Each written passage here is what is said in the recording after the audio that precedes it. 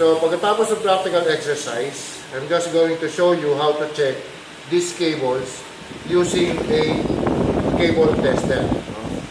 So, first, we have a straight through cable. So, meaning, kung ano yung connection dito sa kabila, ganoon din ang connection dito sa kabila. So, meaning, in our tester, so if you're going to look clearly, may numbered sequence yan.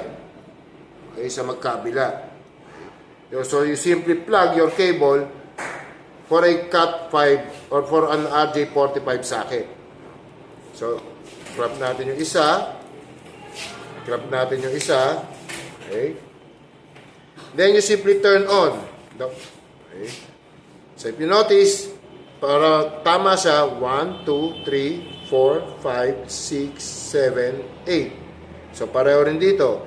1, 2, 3, 4, 5, 6, 7, 8. So, meaning, yung straight through cable natin, maayos. So, meaning, all 8 connections, gumagana. Okay? So, dyan yung malalaman kung straight through yung gawa nyo. So, para malaman nyo naman kung crossover, if you're going to remember the lesson about crossover cables and how to create them, so just a sort of a review, a crossover cable, one side is a termination A and the other side is a termination B.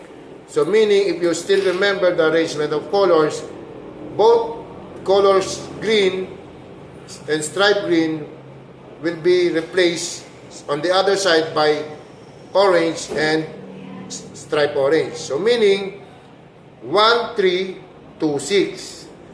Ganun din sa kabila, 1, 3, 2, 6. So those are the two sequence that we're going to use, that we should know, no, to know if our crossover cable is working properly. So turning it on, you notice 1, 2, 1, 3, 2, 6. 1, 3, 2, 6. Okay? So, if you're going to look clearly, we'll do it another sequence, no, for you guys to see the difference. Okay. One more time. Okay. So, it shows that your crossover cable is working. Okay. So, we will be doing this again on our succeeding lessons, especially in networking.